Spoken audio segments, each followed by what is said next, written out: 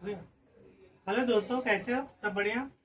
तो आज मैं आपको बताऊंगा, जैसे बीपीसी की तैयारी कर रहे हैं या फिर और TRE 4 की तैयारी कर रहे हैं या फिर कोई और भी SSC की तैयारी कर रहे हैं, या फिर वो और कोई गवर्नमेंट जॉब की तैयारी कर रहे हैं, तो उसके लिए लूसेंट बहुत इंपॉर्टेंट होता है। तो मैं आपको बताऊंगा लूसेंट किस तरीके से पढ़ना है, और कौन मतलब लूसेंट हिंदी में जो अपना लैंग्वेज दोनों लैंग्वेज में आता है, हिंदी में भी आता है और इंग्लिश में भी आता है। जो आपको लैंग्वेज है वो उसको मार्केट से लेकर के आप लोग अच्छा से पढ़ सकते हैं।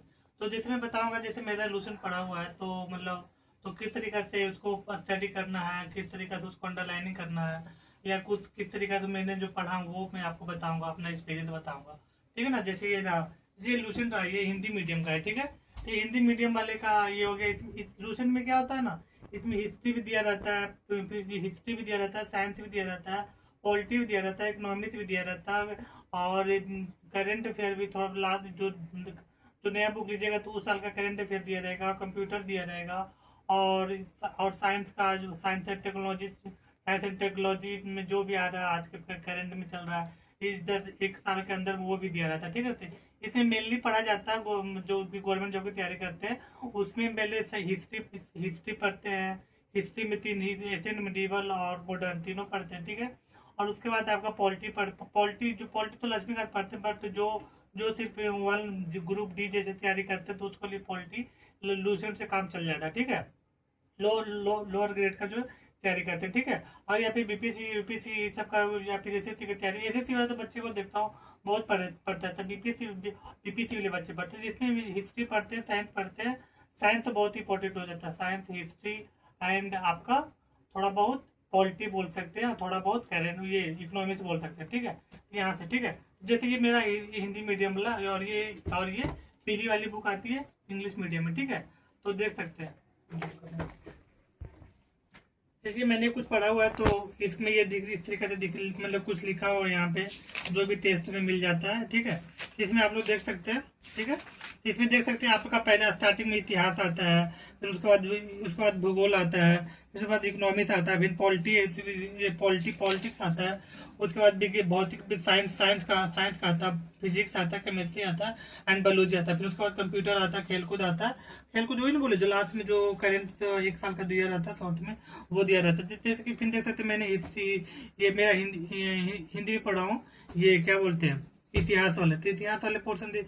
इसका जो पेज है ना बहुत डेंस में दिया हुआ है, मतलब पूरा एक एक लाइन पूरा डेंस में दिया, ना कि इमेज का नहीं। कहीं पे जैसे एनसीईआरटी पढ़ते हैं तो स्टोरी फॉर्म में दिया रहता है, या फिर ये क्या बोलते हैं इमेज दिया रहता है, डायग्राम दिया रहता है। इसमें ऐसा कुछ नहीं है, पूरा मतलब डेंस में दिया हुआ है, और उसको बहुत मतलब स्टार्टिंग में पढ़ने में बहुत टाइम लग जाता है, बट 2 से 3 बार पढ़ लीजिएगा तो उसके बाद फ्लो बन जाता है, तो बहुत इजिली मतलब फ्लो करने लगता है, मतलब रिवीजन होते रहता है। ठीक है ना? जैसे ये देख सकते हैं, ये पूरा हिस्ट्री का पोर्शन हो गया आपका, ये भी हिस्ट्री चल रहा है। फिर उसके बाद आपका ये पढ़ा हूँ। ठीक है, भूगोल वाले पे मतलब जैसे बीपीएससी का तो वन लाइनर का क्वेश्चन को देता है ना, तो बहुत सारे क्वेश्चन मतलब वन लाइनर के लिए यहाँ से निकल जाते हैं। ठीक है, अगर यूपीएससी की तैयारी करते हैं तो यूपीएससी वाले स्टूडेंट के लिए मैं बोलना चाहूंगा, स्पेशली हिस्ट्री एक बार 2 बार पढ़ लीजिए यहाँ से, क्योंकि वो 1 से 2 क्वेश्चन यहाँ से निकल जाते। जैसे इस बार बीपीएससी वाला,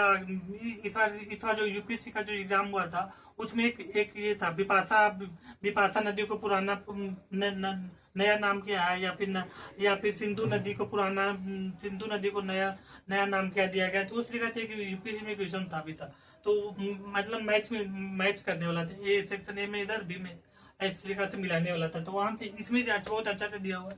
ऐसा कि अलग वो एसेंट वाले हिस्ट्री एनसीईआरटी में भी दिया हुआ, लेकिन इसमें पूरा अच्छा से दिया हुआ है, कोई एक चार्ट डायग्राम बना। ठीक है, तो ये आपको देख सकते हैं, ज्योग्राफी हो गया।